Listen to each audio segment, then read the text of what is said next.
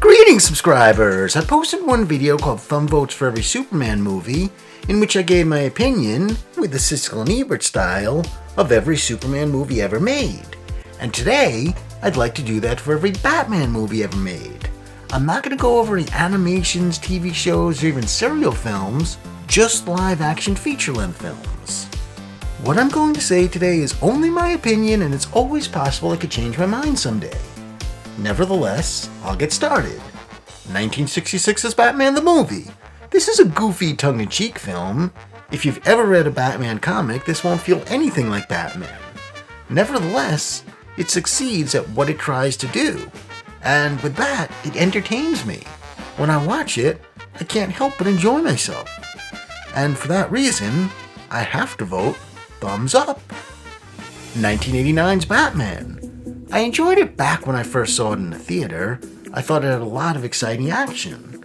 But looking back at it now, I feel it's really lost something with time. A lot of the action now seems dull, the plot doesn't seem tight.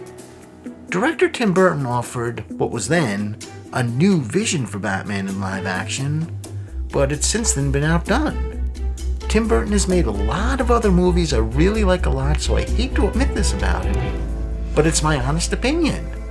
Looking at the movie today, I would have to vote thumbs down. 1992's Batman Returns. When I saw this in theaters, I thought it was only okay. But looking at it now, it's so much less than that. The characters are shallow, and the story doesn't keep me interested. The makeup look on Penguin is actually interesting for still images, and actress Michelle Pfeiffer gives a surprisingly strong performance as Catwoman. But overall, this movie gets a clear thumbs down. 1995's Batman Forever.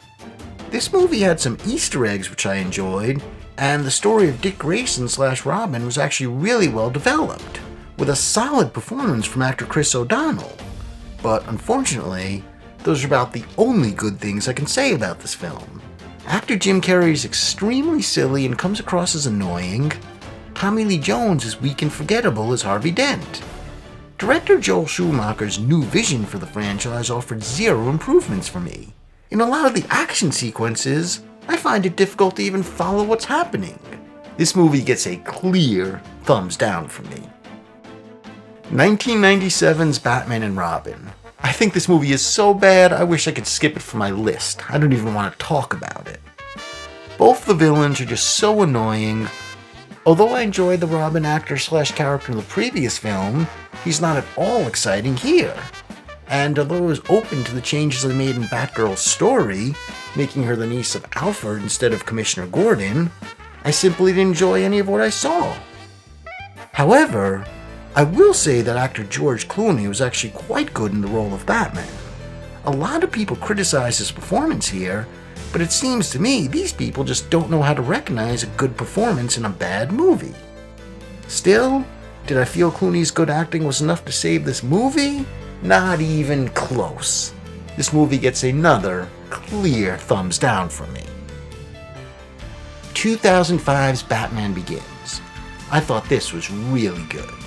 A very well-developed origin story for the character, great stories for the villains, superb performances from virtually every cast member, highly exciting action, well-fit music, some nice scenery, and just tons of more great things I can say about this movie.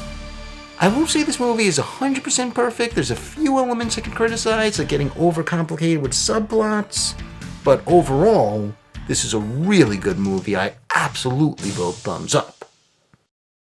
2008's The Dark Knight. This is considered such an epic film that I'd lose a serious amount of subscribers if I voted thumbs down. Nevertheless, I am honest about my opinions, and I'm not crazy about this movie.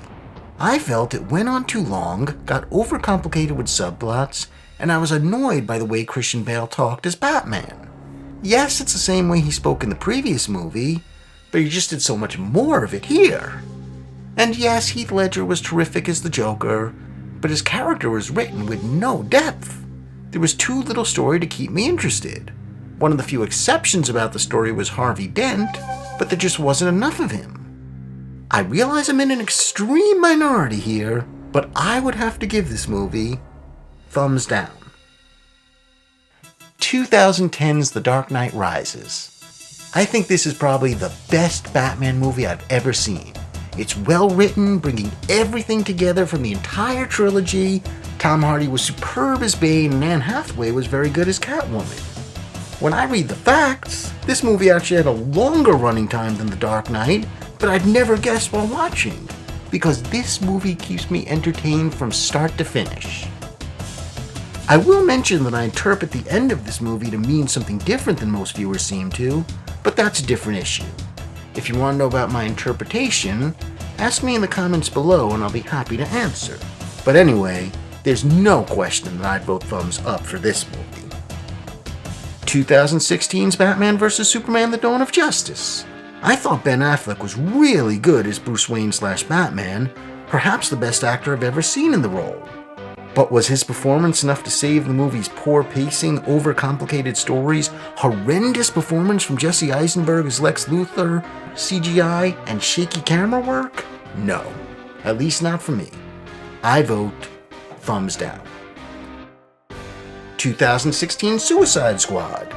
I probably shouldn't even be including this on my list since Batman only has a small cameo, but I'm going to include it anyway.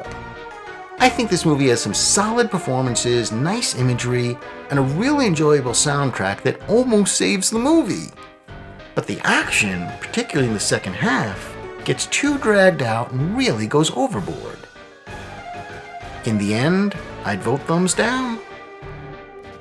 2017's Justice League.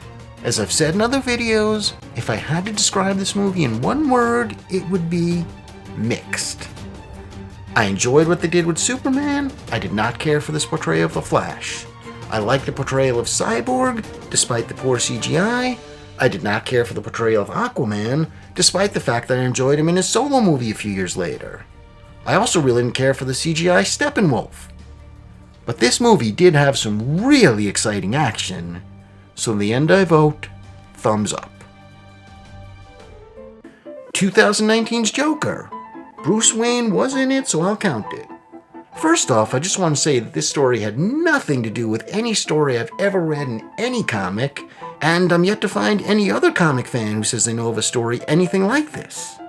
It seems to me like the writers just had a story about a man going crazy, involved a rich kid as a side character, and the producers thought, hey, if we put a little clown makeup on him, call him the Joker, call the city Gotham, and call the rich kid Bruce Wayne, then we'd sell a lot more tickets.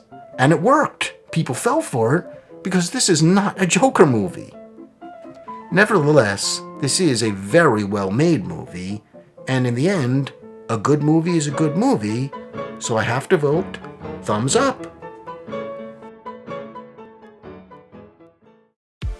Before ending this video, I want to mention that a new Batman film is scheduled to be released in 2021 starring actor Robert Pattinson, best known for the Twilight series. He'll be in the role of Bruce Wayne/Batman here. If you look online, it seems like 99% of all Batman fans truly hate this casting choice. But I personally say, give this actor a chance. Wait until you actually see the movie, or at least see a trailer, before getting so upset about a casting choice.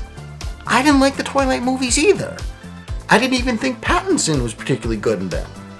But I've seen a lot of actors who can seem like two completely different people in different roles.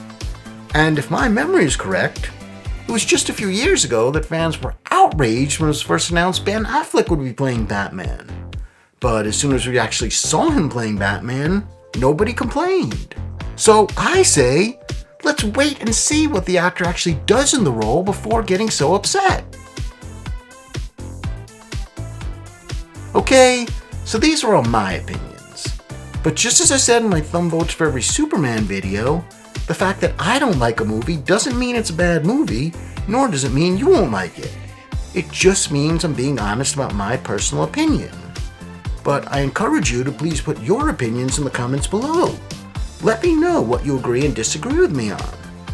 And if you've enjoyed this video and you'd like to see more of my videos, then please feel free to hit that subscribe button and hit the bell. I would love to have you. Thank you.